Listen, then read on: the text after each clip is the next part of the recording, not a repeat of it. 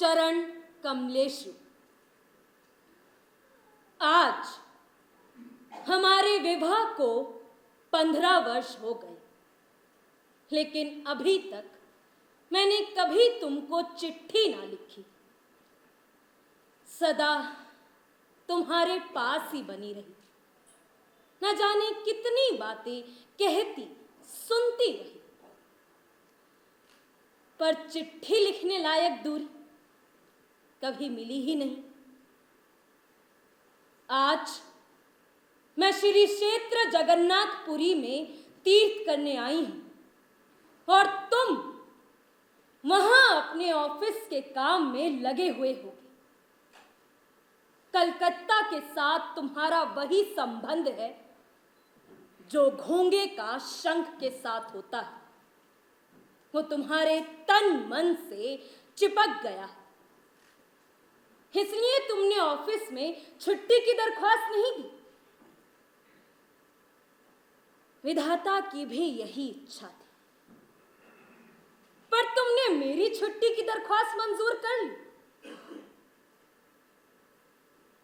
मैं तुम्हारे घर की मंझली बहू हूं, पर आज 15 वर्ष बाद इस समुद्र के किनारे मैं ये जान पाई हूं कि अपने जगत और जगदीश्वर के साथ मेरा एक संबंध और भी है। इसीलिए आज साहस करके ये चिट्ठी लिख रही।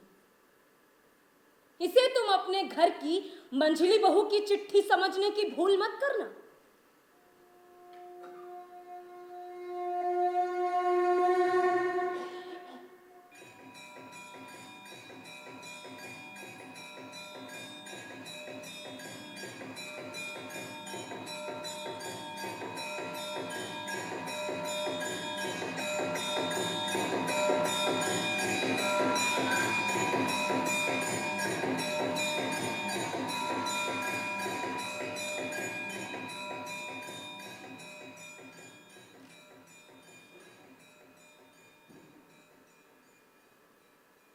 लोगों के साथ मेरे संबंध की बात जिन माँ बाप ने मेरे भाग्य में लिखी थी, उन्हें छोड़ के और किसी को पता न था कि मेरे बचपन में मेरा भाई और मैं एक साथ ही सन्निपात के ज्वर से पीड़ित हुए थे। भाई तो मर गया, पर मैं बची रही।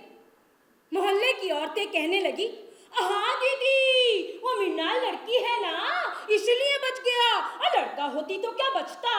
उड़ी बाबा, चोरी की कला में यमराज बड़ा निपुण है, उसकी नजर हमेशा कीमती चीज पर ही पड़ती है, इसलिए लड़के को ले गया।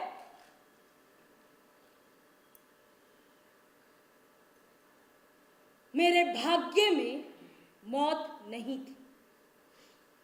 यही बात अच्छी तरह से समझाने के लिए मैं ये चिट्ठी लिखने बैठी।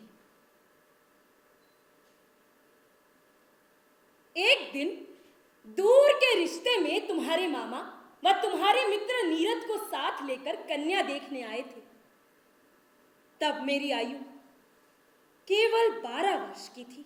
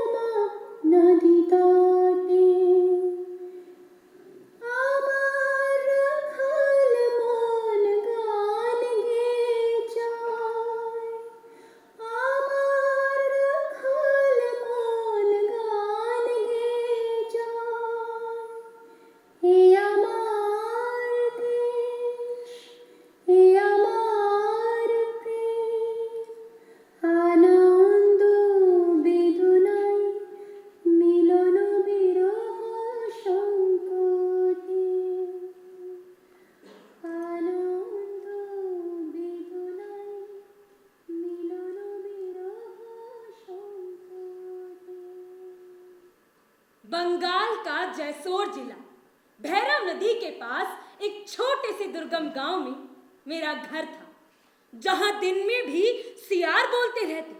स्टेशन से 7 कोस तक छकड़ा गाड़ी में चलने के बाद बाकी 3 मील का कच्चा रास्ता पालकी में बैठकर पार करने के बाद ही हमारे गांव में पहुंचा जा सकता था। उस दिन तुम लोगों को कितनी हैरानी हुई। हमारे पूर्वी बंगाल का भोजन, मामा ने उस भोजन की कितनी हंसी उड़ाई थी, तुम लोग आज भी नहीं भूले हो।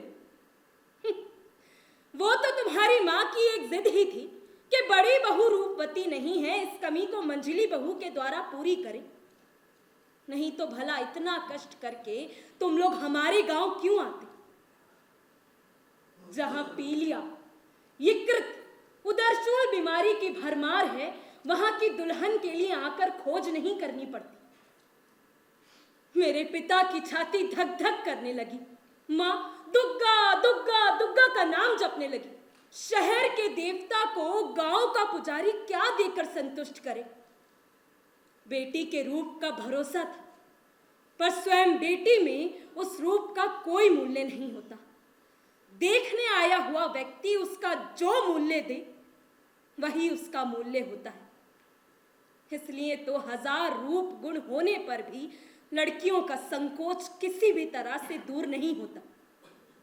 सारे घर का नहीं, सारे मोहल्ले का यह आतंक मेरी छाती पर पत्थर की तरह जमकर बैठ गया।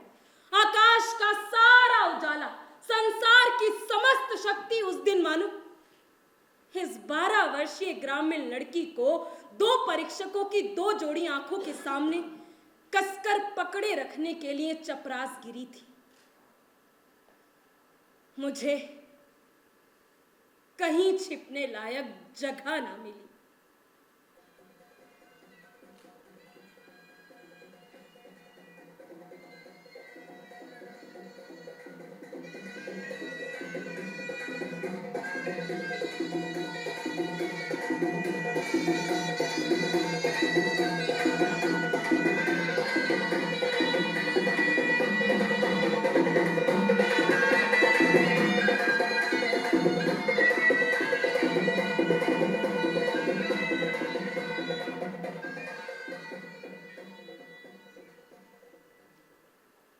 अपने करुण स्वर में संपूर्ण आकाश को कपाती हुई शहनाई बज उठी। मैं तुम लोगों के यहां आ पहुंची। मेरे सारे ऐबों का ब्योरेवार हिसाब लगाकर गृहिणियों ने यह स्वीकार कर ही लिया कि सब कुछ होते हुए भी मैं सुंदरी जरूर हूं। यह बात सुनते ही मेरी बड़ी जेठानी का चेहरा उतरकर भारी हो गया।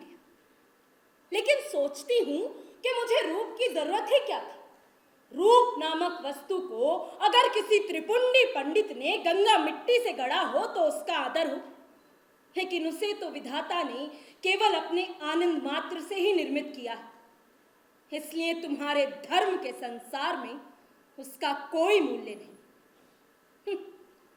मैं रूपवती हूं, ये बात भूलने में तुम्हें बहुत दिन नहीं लगे, लेकिन मुझ में बुद्धि भी है, ये बात तुम लोगों को पग पग पर याद करनी पड़ी।